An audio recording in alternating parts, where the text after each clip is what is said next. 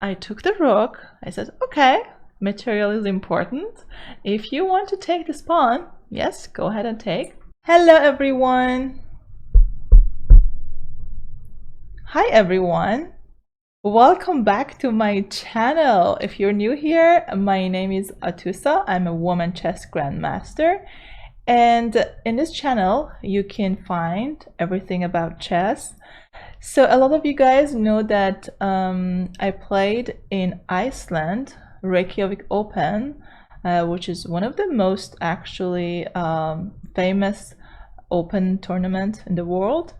And I traveled all the way to Iceland from the States, and I had a very nice tournament over there. I mean, Iceland is a beautiful country. So today I want to show you one of my games against an Indian junior who's really talented. And you know that India is a big country, and they have a lot of chess players, good chess players. And I think one of the biggest reason is that Vishy Anand, I mean the legendary Vishy Anand, is from India. And Vishy Anand is 5-time world champion. So I think he basically motivated a lot of kids in India to start playing chess. So anyway, I don't want to talk too much. Let's go and see the game. So in this game, I'm playing as white, and I started with e4, my favorite move. He played c5, Sicilian Defense, which is one of the most popular openings in chess. Knight f3, d6, and I played d4. So I went for open Sicilian, c takes d4, knight takes d4, knight f6, attacking the pawn, knight c3. So all of these moves are theory and normal. So he played a6, another main line here. Bishop g5, e6. Okay, bishop g5 in this position is actually very sharp. We have another option here. I mean, we have a lot of options actually here. I would say maybe 4 or 5 different moves here. So white can play bishop e3, bishop g5, bishop e2, bishop c4. White can even play f4 or even h3. So this is Najdorf variation in Sicilian Defense, and white has a lot of choices here. So I chose this move bishop g5 because I was ready to play a tactical game, and I wanted to win my game, to be honest with you. So he played e6, I played f4, he played bishop e7, and then I played queen f3. So the idea is that white wants to castle long, and then white wants to attack on the king side. So we have sort of pawn storms here. So here black played queen c7, which is also typical in Sicilian Defense. I would say 90% of the time you want to have your queen on c7. This is a normal square for your queen. White castled, knight bd7, and here I played g4, h6. Okay, at this point I was out of theory. So I knew that here black can castle or black can play b5, and these are the main lines in this opening. But he kind of surprised me with h6, although I mean I knew that h6 is possible, but I wasn't prepared against h6 for this game. So at this point I was by my own. So I took the knight in this position. If I play, let's say, bishop h4, here black can play b5, or black can also play g5, which is a typical move here, because if I take, then this pawn is no longer controlling e5 square, so black can just jump with the knight to e5. The queen is under attack, and let's say if the queen moves, then black can take the pawn on g4, and black is totally fine in this position.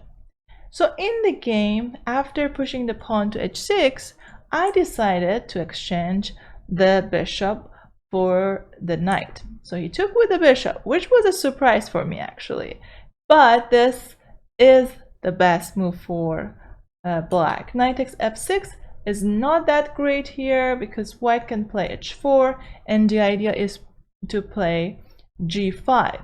And it's really scary to castle short because let's say if I push the pawn and if the pawns get trade off here, it's really dangerous for black. For example, let's say knight d7, queen h3, followed by a checkmate on h8 or h7. And if black wants to push the pawn to clear this square for the king, we have a beautiful move g6 to take away that square from the king, and then the next move is to checkmate on h8.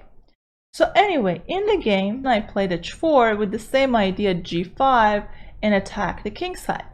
He played knight b6, g5, he took the knight, and it was really interesting because my opponent was lower rated than me, but his time was much more than me in this position, and apparently this was his home preparation. So he prepared this line against me and he knew the moves. Basically he was just blitzing out the whole game. And after rook takes d4 he played queen c5, and I think at this moment I had like 40 minutes or 50 minutes on the clock, so it means that I spent almost 40 minutes for the first 14 moves of the game, which was not that great because I knew until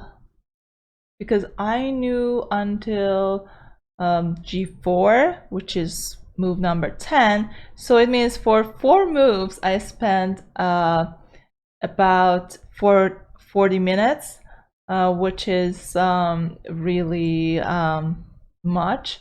But anyway, I played here rook d2, which is also a good move, but not the main line here, and he played bishop d7. Okay, after bishop d7, I realized that he wants to castle, so I moved my queen to d3. So in this position, instead of moving the queen to d3, white has different moves. White can play king b1 or bishop e2, or even rook h3 is interesting in this position. But I wanted to attack the pawn on d6, so I created this queen rook battery to put pressure on d6. He played h takes g5, and the reason is when the queen is on f3, the queen is protecting the rook, and once I move the queen, now this rook is no longer protected. So if he takes, I can't take with the pawn because I just lose my rook. So that's why white needs to play f takes g5. And in this pawn structure, white usually wants to take with the edge pawn. And the reason is that we don't want to give up e5 square because this is an important central square for us. And here the pawn structure is a little bit tricky because yes, I lost that square, but in return I got a 4 passed pawn, so I can create a passed pawn later on in the game. So after f takes g5, he played d5, which was a mistake. He should have played king e7.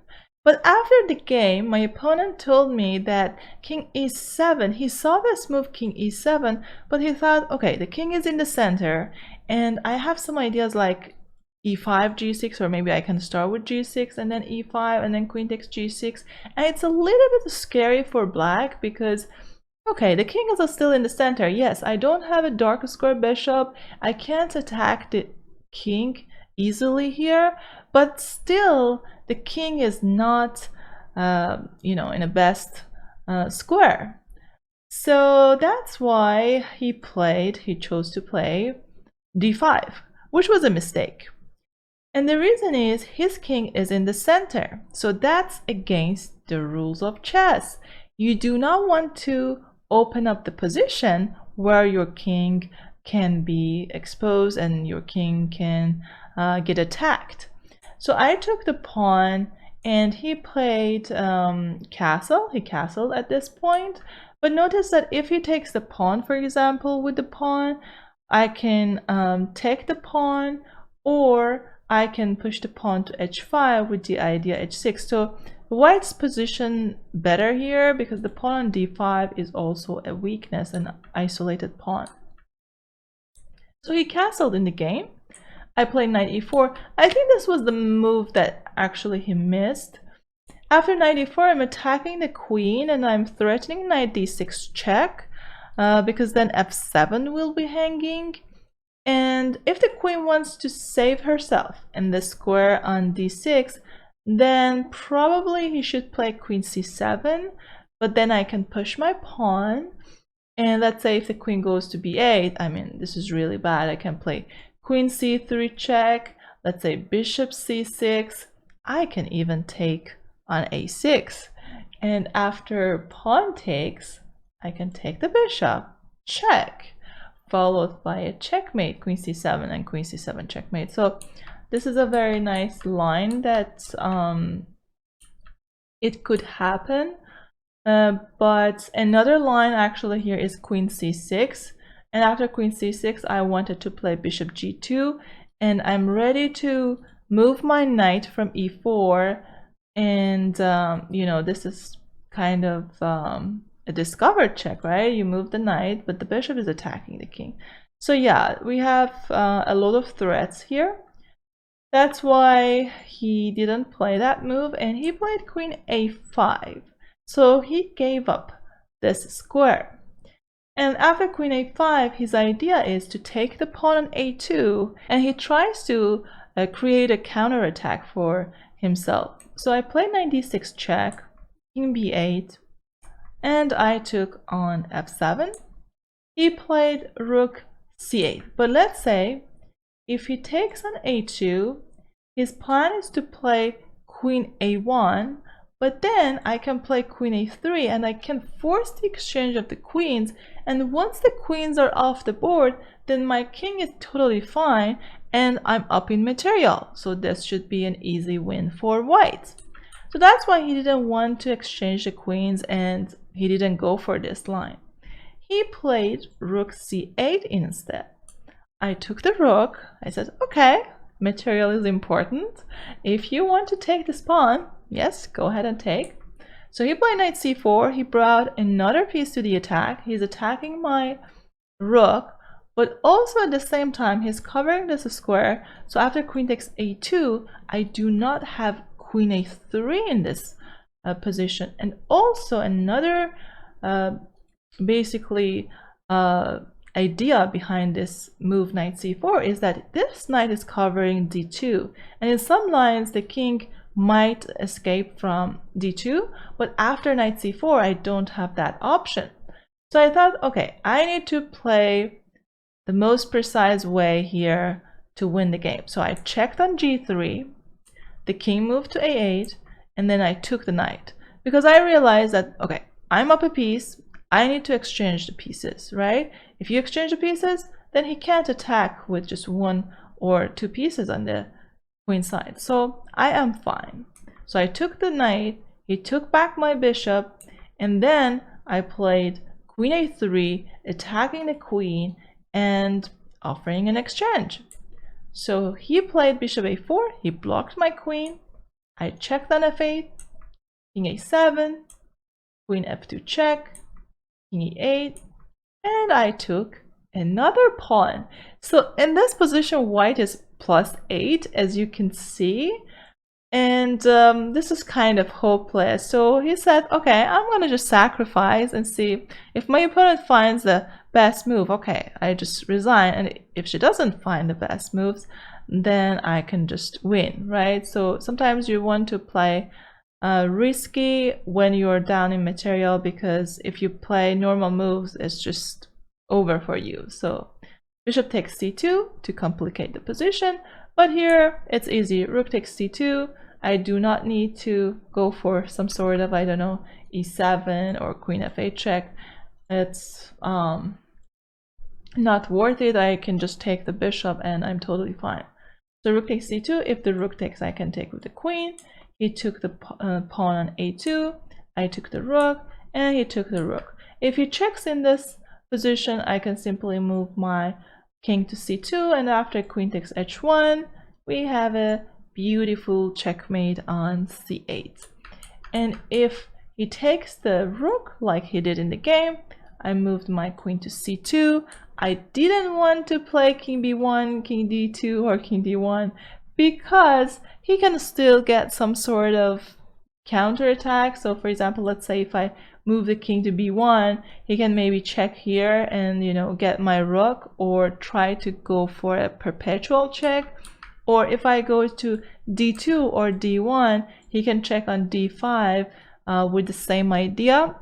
But after queen c2, there is just one safe check for him, which is f4, and then I can play king b1, and my king is totally safe because my queen is covering the diagonal and my rook is covering the rank. So there's no way black can check the king, and if he doesn't have a check, I can just bring my knight into the game, or push my pawn, or bring this rook into the game, and this is completely winning for white. So that's why in this position, after moving my queen to c2, my opponent just resigned. I hope you guys enjoyed this game. If you like this video, please give it a thumbs up, and I'll see you soon. Take care, everyone.